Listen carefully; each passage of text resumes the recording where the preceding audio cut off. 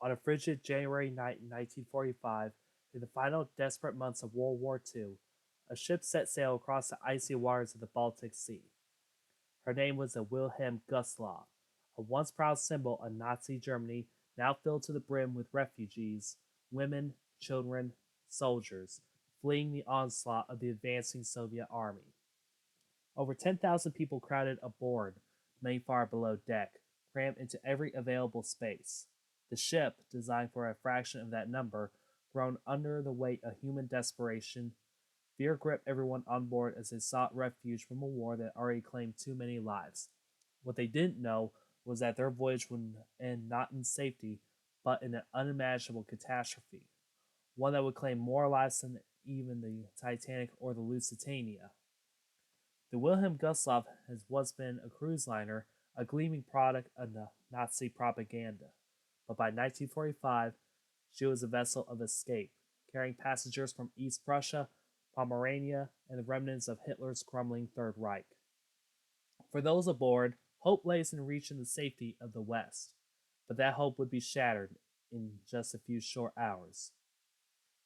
At 9:16 p.m., under the cover of darkness, Soviet submarine S-13, commanded by Captain Alexander Marisko, fired three torpedoes, striking the Wilhelm Gustloff with devastating precision. Within minutes, chaos erupted on board. The freezing Baltic waters began to pour into the ship as panic spread. Lifeboats were either inaccessible or frozen to the deck. Thousands trapped inside the ship as it listed and began its rapid descent to the depths. In the end, over 9,000 souls, more than half of them children, perished in the icy waters that night, making it the deadliest maritime disaster in recorded history. But despite the staggering loss of life, the story of the Wilhelm Gustloff has been largely forgotten, overshadowed by the global scale of the war and the better known tragedies of the sea. It is a story rarely told, and its victims are ghosts lost to time, buried underneath the waves and the chaos of history. And for 80 years, their story of the Wilhelm Gustloff has been untold until now.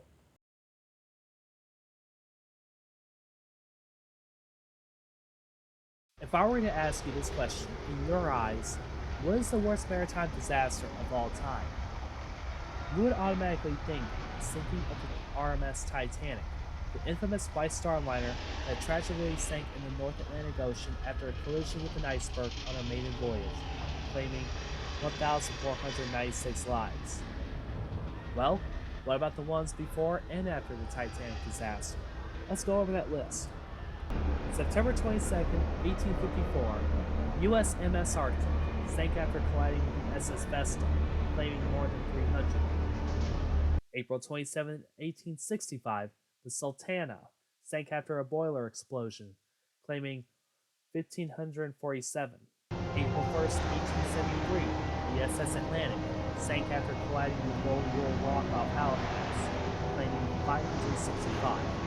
This would be the White Star Line's worst disaster before the sinking of the Titanic. June 15, 1904, PAL steamer General Slocum sank after catching fire, claiming 1,021.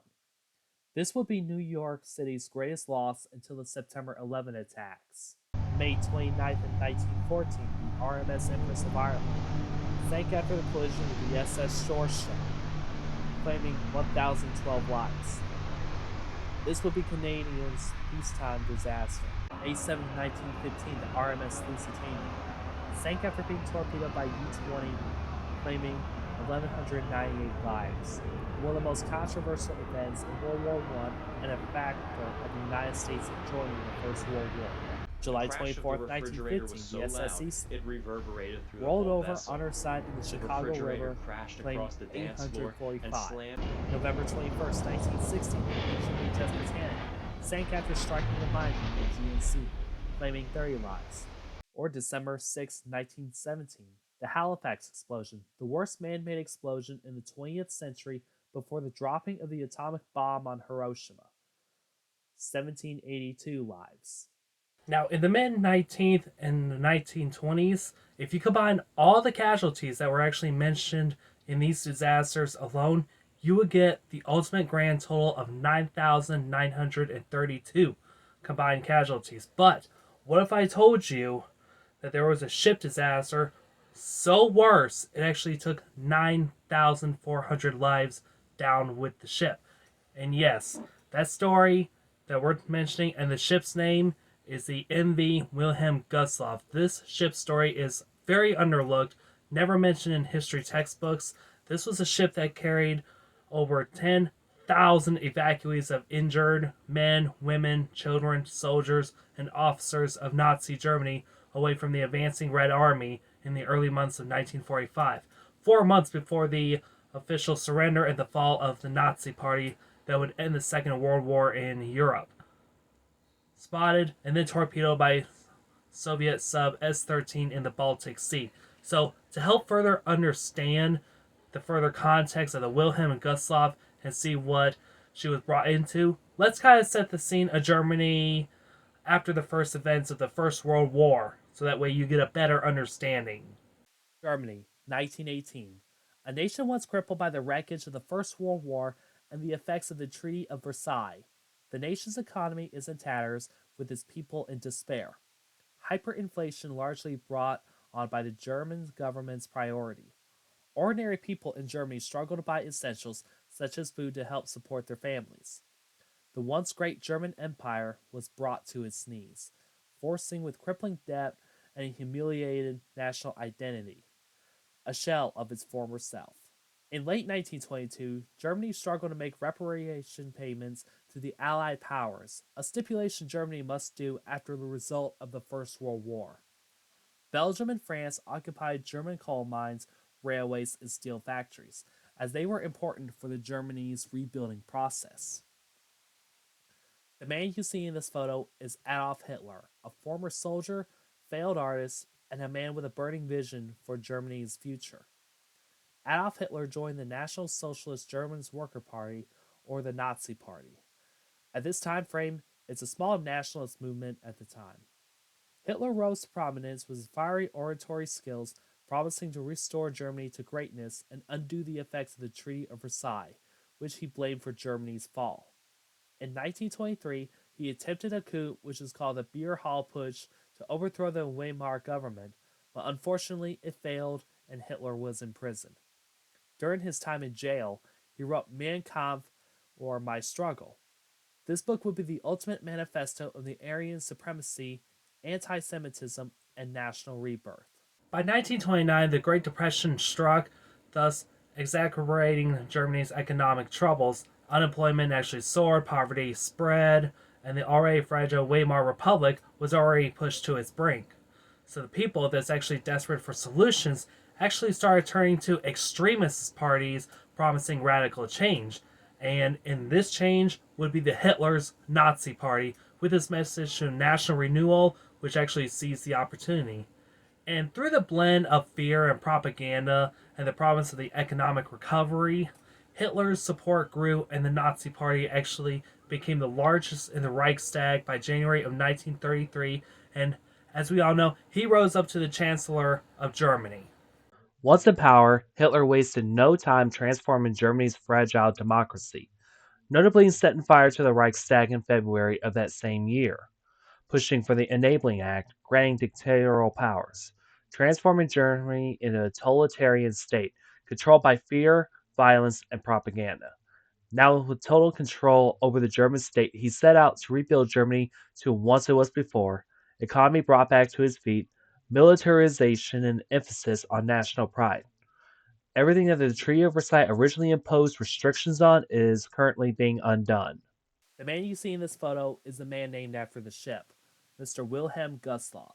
Mr. Wilhelm Gustloff is a German politician and meteorologist who founded the Swiss branch of the Nazi Party, a foreign organization at Davos in 1932. He was shot by David Frankfurter, a Yugoslav Jewish student who was incensed by the growth of the NSDAP with a handgun 5 times, head, neck, and chest. He surrendered immediately to the Swiss police, confessing the murder of Wilhelm Gustloff by saying, "I fired the shots because I am a Jew." The assassination was widely publicized, especially due to Nazi propaganda directed by Joseph Goebbels. David Frankfurter was sentenced for 18 years in prison, and after VE Day, he was granted a pardon and left prison a hero. Wilhelm Gustloff was given a state funeral at his birthplace of Sherwin, with Adolf Hitler, Joseph Goebbels, Hermann Göring, Heinrich Himmler, Martin Bormann, and Joachim von Ribbentrop in attendance. During the funeral, Gustloff's widow, mother, and brother attended and received personal condolences from Hitler. At Blum and Voss shipyards in Hamburg, Germany, construction of the Wilhelm Gustloff is underway, commissioned as part of the Strength Through Joy program, with the keel being laid down on August 1st of 1936, and her yard number would be 511. The ship would originally be named as Adolf Hitler. After the assassination of Mr. Wilhelm Gustloff, the idea of naming the ship after the Fuhrer would change it to naming the ship after the German politician himself. So, what is actually the Strength Through the Joy program? Well, it's an ambitious initiative by the Nazi regime aimed at providing leisure activities to the German working class. It is sought to offer affordable vacation for everyday Germans, symbolizing the supposed prosperity and the care of the government promised its people. So let's take a look at the Wilhelm Gustloff. She would be 208.5 meters, or 684 feet, which is a little bit shorter than the Titanic. 1 inch long by 23.59 meters, or 77 feet 5 inches wide, and also a capacity of nearly 26,000 gross registered tons. The actual number is 25,484 gross registered tons, and she can actually carry over 1,400 passengers and crew, which actually makes her the largest ship in Germany at the time. The design was actually reflected by the grandeur and optimism of the 1930s of Germany. With its vast dining rooms, the grand ballrooms, sunlit lounges, the Wilhelm Gustloff was actually built to offer ordinary Germany a taste of the luxurious life. Well, at least for a short time frame, though. So every detail of the ship was meticulously planned to align with the Nazis' regime and propaganda of the national pride and rejuvenation. But, as with many of the regime's projects, the Wilhelm Gustloff actually has a dual purpose. While outwardly a symbol of leisure and strength, the ship was also a strategic asset. Its large size and capability to transport thousands of people actually makes her a very valuable resource in times of war. On May 5, 1937, the Wilhelm Gustloff was officially launched in Hamburg. The event was a grand spectacle attended by Nazi dignitaries, military officials, and thousands of citizens, all eager to witness the launch of the regime's latest symbol of power. Swastika flags fluttered in the breeze, and propaganda echoed throughout the crowd, celebrating the achievement as a triumph of German engineering and unity. Oddly enough, one day before the launch, the Hindenburg would blow up. The footage that you see in this documentary is the only available footage of the Wilhelm Gustloff's launch that could be available. The ship made her unofficial maiden voyage between March 24th and 27th of 1938, carrying Austrians in an attempt to convince them to vote for the annexation of Austria by Germany. A few days, she would depart on her second voyage, carrying shipyard workers and their families on a 3-day cruise. In the next part, we will go over her life as a cruise ship and entering the Second World War.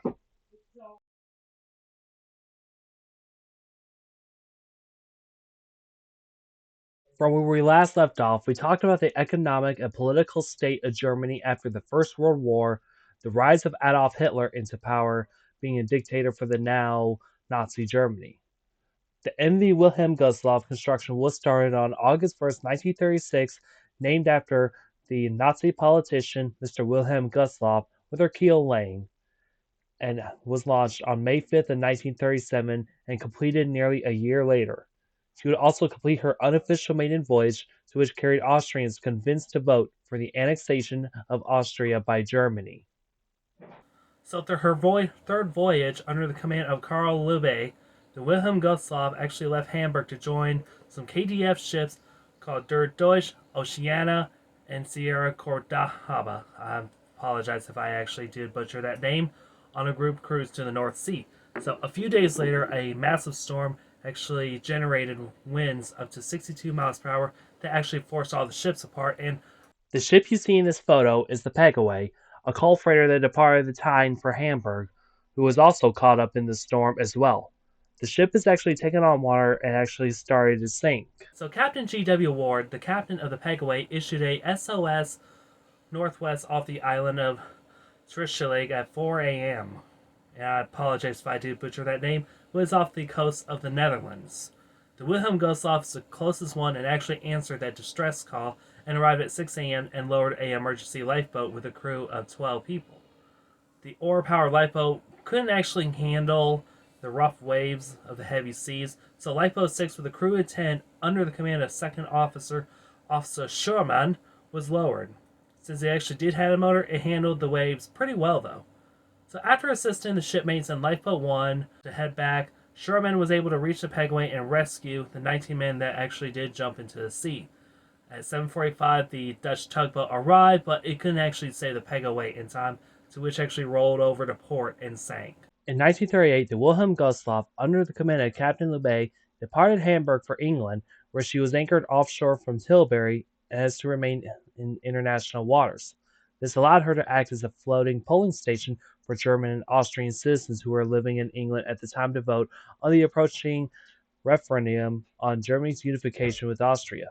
1,172 registered German voters and 806 registered Austrian voters were ferried between the docks at Tilbury to the ship where 1,968 votes were casted in favor of the Union and 10 were against.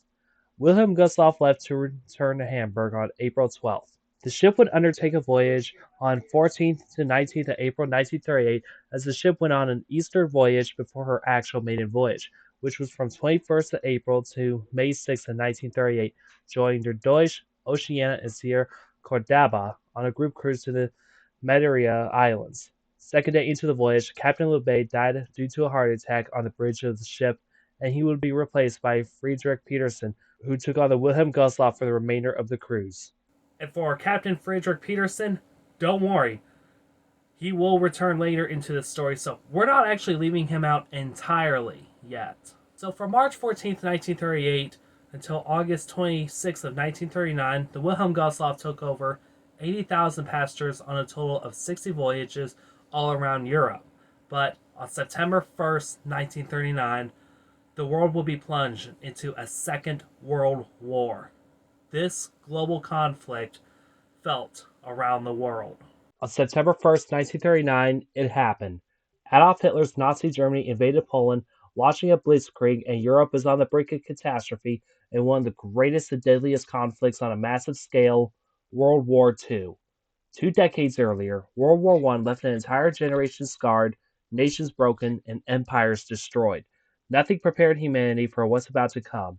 The invasion of Poland shattered the peace that was maintained by the Treaty of Versailles, and within days, Great Britain and France declared war on Germany, setting the stage for a massive global conflict that spread across the globe like a wildfire of blood, casualties, and total devastation and destruction of human lives. In its heart, World War II is a clash of ideologies, a struggle between democracy and fascism, between freedom and oppression. Adolf Hitler violated international treaties by rebuilding his military, annexed neighboring territories, and the invasion of Poland was the straw that broke the camel's back. Hitler would stop at nothing to dominate Europe. Right away, the Wilhelm Gustloff was requisitioned to be a hospital ship designated as Lazarettschiff D. So a hospital ship is actually a type of ship that actually functions and cares for the wounded troops. Now, during the First and Second World Wars, they were used on a huge, massive scale, as many passenger liners were actually requisitioned and converted into hospital ships. And some of my well-known favorites are the HMHS Mauritania or the HMHS Aquitania. And my personal favorite, too, which is actually back behind me, if y'all actually didn't notice this, I actually got this mounted on my wall a couple of weeks ago, the HMHS Britannic, which was lost on November 21st of 1916 after striking a mine in the Aegean Sea. So, hospital ships are actually protected under the Geneva Convention and the Hague Convention, but under the Hague Convention Acts of 1907, articles of the Hague specify provisions for a hospital ship, and I'm actually going to list these. Number 1, it must be painted all white. Military must have a green band, and I actually never know about this when I looked at the Britannic. Ships operated by approved relief societies and similar must have a red band all across. And the ships must and number two, ships must fly a Red Cross flag in addition to their national flag. For example, Britannic behind me would fly the United Kingdom flag along with the Aquitania and the Mauritania. The U.S. naval ships Comfort and Mercy would fly the U.S. flag, and the Wilhelm Gustloff would actually fly the German flag, and so on and so forth. And number three, ships must give medical assistance to wounded personnel of all nationalities. So it really doesn't matter, whose side is on. In one case is basically a Britannic taking on an Austrian soldier. Number four, not to be used for any purpose or to interfere or hamper enemy combatant vessels. That's actually a huge no-no for a hospital ship. Number five is basically enemy forces can search hospital ships to investigate possible violations of any of the mentioned restrictions. And also, number six, this is actually a big one, to which in my notes I actually typed it in all caps for this one. Under no circumstances a hospital ship should be attacked for any reason, and there's only two people that I'm actually talking to on this one is Gustloff Sees and Helmut Patzig. So in further context, even though hospital ships are actually protected under the laws, a hospital ship that's actually caught violating legal restrictions must be warned and be given a reasonable time to comply. Failure to comply means they could be fired upon these reasons. Number one is diversion or capture is not feasible. Number two is no other method to exercise control. Number three would be violations are grave to allow the ship to be classified as a military vessel. And number four, damage and casualties will not be disproportionate. Marked hospital vessels display large red crosses to signify their protection. Even so, marked vessels has not been free of an attack. Here's some notable examples that we're going to include in this one. HMHS Llandovery Castle, which was sunk by SMU-86 on June 27, 1918. This U-boat actually went as far as running down all the lifeboats and gunned down the survivors. The Soviet ship Armenia, which was sank by HE-111 torpedo bombers on November 7, 1941. Now, this one is a justifiable attack due to her light anti-aircraft armaments, which actually jeopardized her status, so this one is 100% justified. AHS Centaur, which was sunk by a Japanese submarine off the coast of Queensland, and the suspected submarine was I-77. Afterwards, the Wilhelm Gustloff actually served as a barrack ship for 1,000 U-boat trainees of the 2nd Submarine Training Division, to which she would sit for 4 years. During those 4 years, she would train them. Now, the 2nd Training Division, little I know about this, they would actually be used as extras in an anti-British propaganda film called Titanic, to which would be released in 1943. Now, interestingly enough, the SS Cap Arcona was actually used as stand-in for the ill-fated liner itself. The film was commissioned by Nazi propaganda minister Joseph Goebbels with the intention of showing not only the superiority of German filmmaking, but also as a propaganda vehicle that would depict the British and American capitalism being responsible for the disaster. The director, Herbert Selpin, was arrested during production after making comments about the German army and the war. He was denounced for the remarks and failing to retract his statements during a meeting with Mr. Goebbels. He was arrested, but he was found hanged in prison. A rumor circulated that the murder was under orders of Goebbels, as the Gestapo has taken an interest in the matter. Afterwards, the film was completed by Werner Klinger, who was not credited, and the film itself costed 4 million Reichsmarks. Goebbels was worried that the ship's disaster would demoralize the German public, and interestingly enough, 4 of those clips from the movie wound up to appear in the 1958 film A Night to Remember. And it wouldn't be long that the Soviet Red Army would actually start advancing towards Germany, especially after the failed invasion of Stalingrad by Germany. Stalingrad was actually a decisive turning point in this war. It also marked the beginning of the longest German retreat. Adolf Hitler did oppose evacuating troops and civilians from the German-occupied towns, but however, what's been going on behind the scenes, behind Hitler's back, was all done in secret and quietly that he wouldn't even find out. In the next part to the Wilhelm Gustloff documentary, we will go over Operation Hannibal and another predator that is actually going to be introduced into the story of the Wilhelm Gustloff sinking S-13.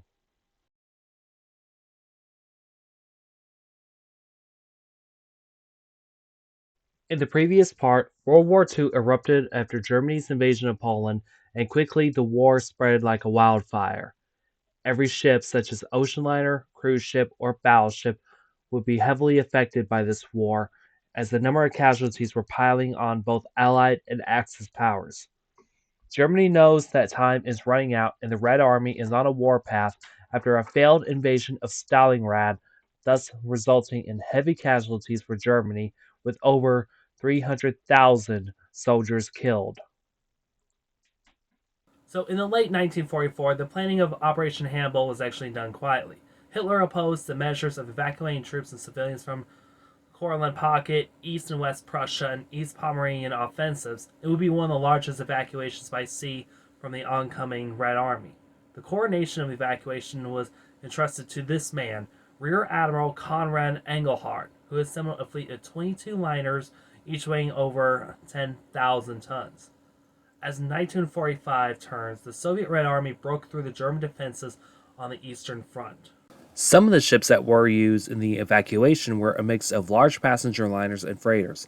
Some most notable passenger liners included the Wilhelm Gustloff, the Capricorn, the Robert Ley, which is the sister ship to the Wilhelm Gustloff, and the General von Steuben, and the most notable freighter, the MV Goya.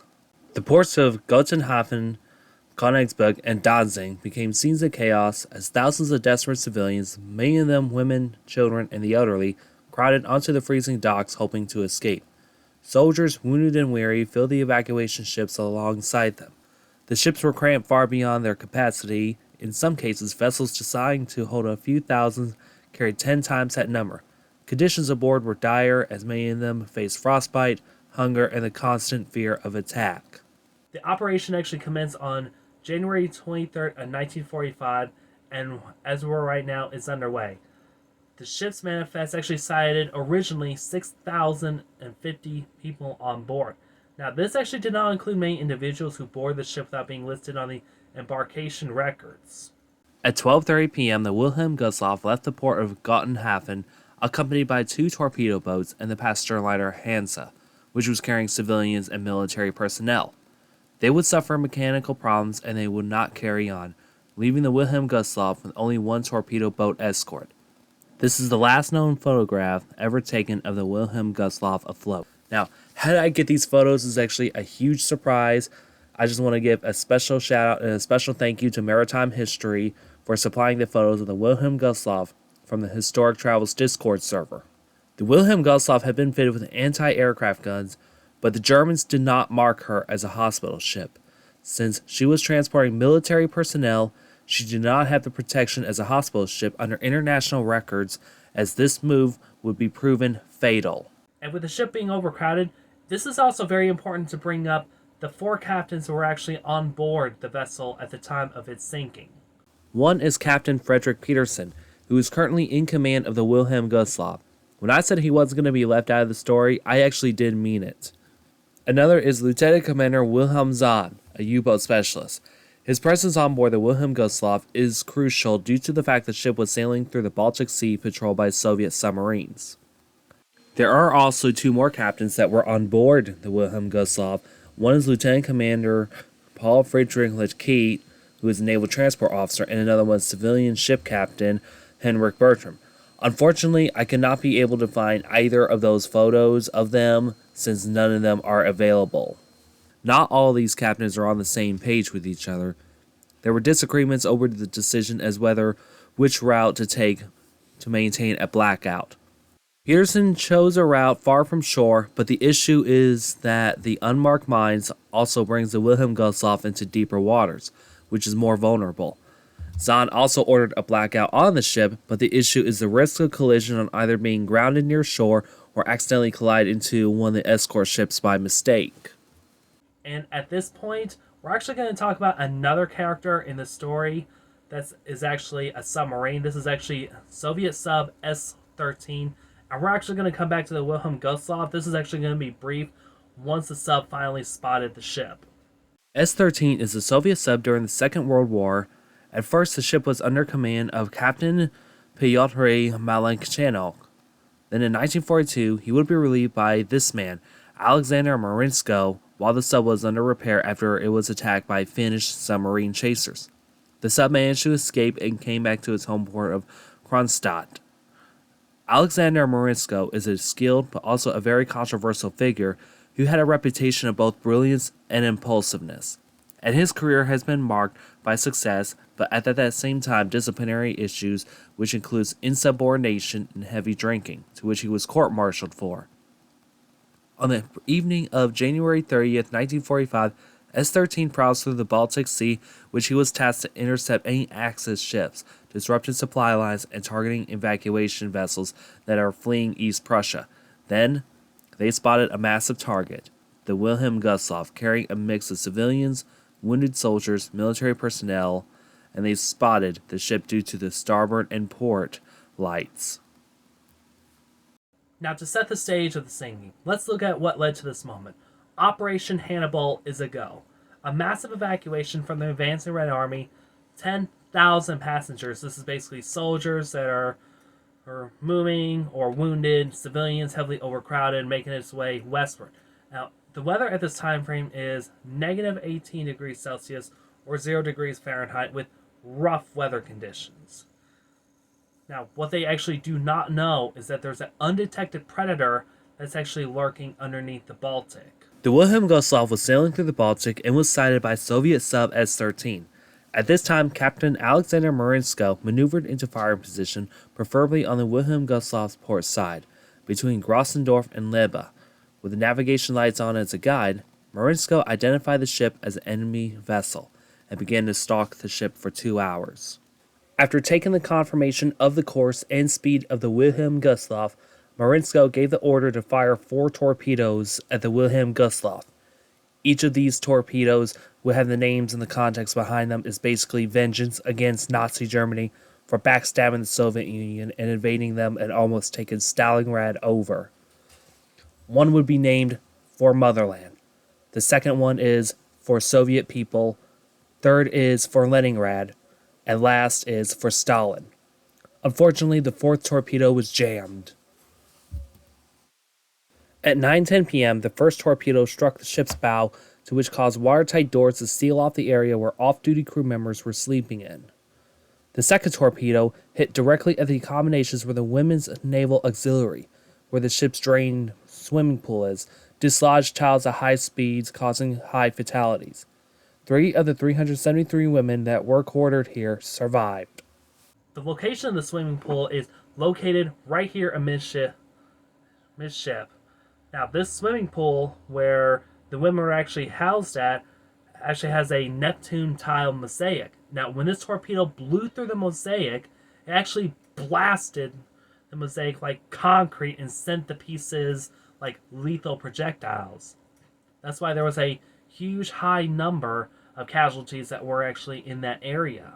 The third directly hit the engine room, crippling the power and communications, as this also traps engine workers inside the engine room with no way out or to escape the ship. The last torpedo, as I mentioned, for Stalin, was hung up in his tube on the sub and couldn't be able to be fired. Inside, the Wilhelm Gustloff is ultimately chaos and panic as the ship tilts. Water blasts through the hallways as thousands of passengers that were packed inside the lower decks were either killed or trapped below as water sprayed through, but some were actually trampled or stampeded on.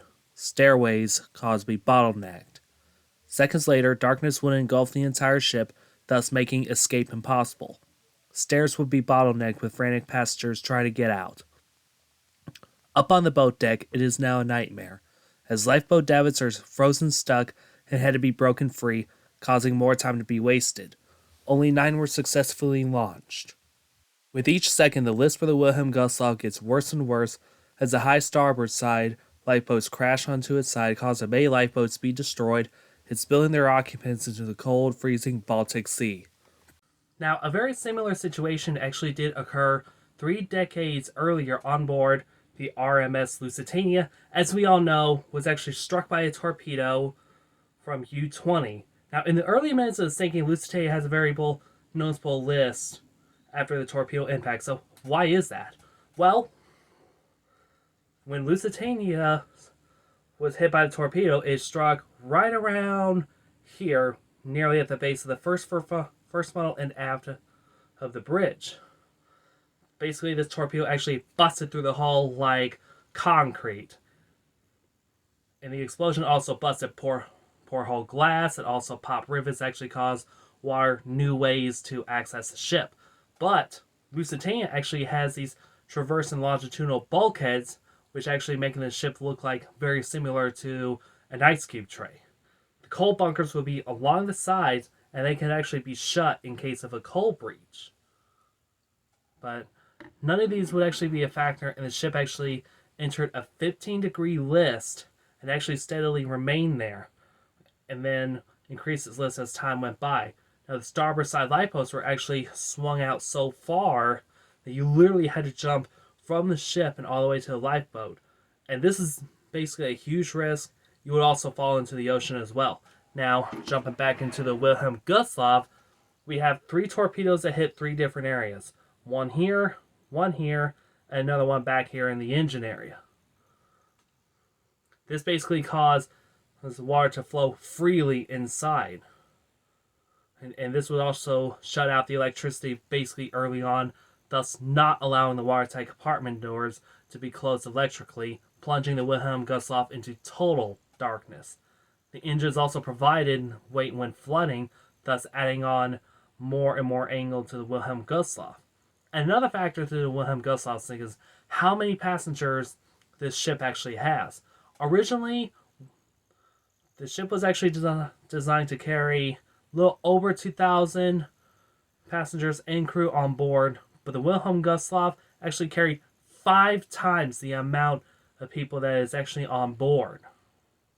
40 minutes after the ship was hit by the 3 torpedoes from S-13, the Wilhelm Gustloff rolled over onto its starboard side, meaning that no more lifeboats could be lowered away, and anyone that is still inside the ship has no chance of escape or getting out. Finally, after an hour after the ship was hit by 3 torpedoes, the Wilhelm Gustloff sank underneath the Baltic Sea. 5 lifeboats were successfully launched from the ship in normal means or having to cut the ropes off.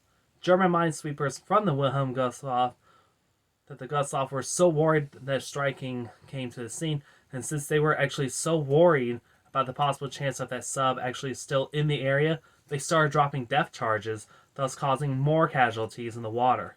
Now, the minesweepers and torpedo boats would rescue a total of 1,252 from the water, with 13 of those actually died. The sinking of the Wilhelm Gustloff left a scar on the Nazi Germany regime. An official naval inquiry was initiated aiming at Lieutenant Commander Wilhelm Zahn.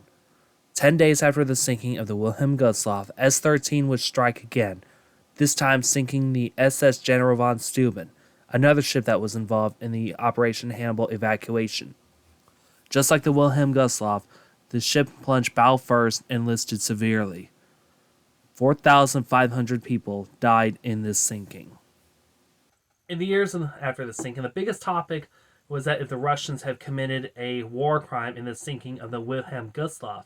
Now, there's actually no count to how many boarded the Wilhelm Gustloff. You have to keep this in mind prior to the sinking. But the numbers of the people that died are 9,400. Keep that in mind, though, with that number. This is basically 6 times the casualties from the Titanic disaster. Now, the Wilhelm Gustloff actually had no markings of a civilian ship or a hospital ship, and basically Lusitania also gained a lot of controversy since the ship was actually considered a civilian ship at the time it was torpedoed, but the Wilhelm Gustloff actually had a history of carrying weaponry on board, which actually signified as a Navy vessel, so therefore it was basically a liable target.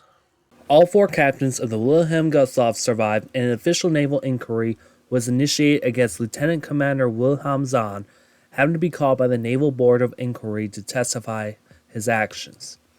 He blamed the Croatian's crew a lack of understanding of given orders in German, and mentioned that he didn't receive orders regarding the performance or avoidance of zigzag maneuvers, since he confirmed there was no subs in the area. Basically, he said he got a phone call and had to leave. Wilhelm Zahn also described what happened after the torpedoes was hit. He noticed the ship listed at 5 degrees port and remained that way for 20 minutes until it increased and caused a panic. The wrong thing that Zahn said was that the ship ran aground to minimize panic, that it didn't do anything as the ship tilted to 25 to 30 degrees. So, as the German Navy did convene a board of inquiry and gain the testimony of the sub-commander, there was actually little as they could have done to have a formal resolution on what happened, but unfortunately, Germany actually began to have their own downfall of their own in the Second World War, and basically, the testimony was basically inconclusive. The downfall of Germany was the Battle of Berlin, which went on from April 16 to May 2nd, 1945. The Red Army, United States, and UK forces were moving closer and closer, thus encircling and closing on Berlin. On April 30th, 1945, Adolf Hitler ended his life along with his newlywed Eva Braun in the Führer bunker, with the Soviet troops to block of the Reich Chancellery. On May 2nd, General Helmut Wilding unconditionally surrendered Berlin to Soviet General Vasily Chukov, raising the Soviet flag over the city of Berlin. Between May 4th and May 8th of 1945, remaining German forces unconditionally surrendered, and finally, the instrument of surrender was signed on May 8th, marking the end of Nazi Germany and World War II ends in Europe. Unfortunately, the findings of the Wilhelm Gustloff disaster never concluded due to the surrender. World War II would later end on September 2nd of 1945 entirely. Today, the wreck of the Wilhelm Gustloff rests 44 meters below the frigid waters of the Baltic Sea. Once a symbol of Nazi Germany's maritime ambition, is now a haunting reminder of the horrors of war and the lives were lost. In 1994, the wreck was designated as a war grave by the Polish government and it is also closely monitored. Divers are prohibited from entering the ship or disturbing the site out of respect. The ship is a mass grave and a monument to the chaos of World War II. And despite its dark past, the story has prompted global discussions about complexities of war and human costs. The broken hull is a testament of the fragility of life during World War. Though it's hidden, it remains one of the most poignant symbols of loss, survival, and the enduring human spirit.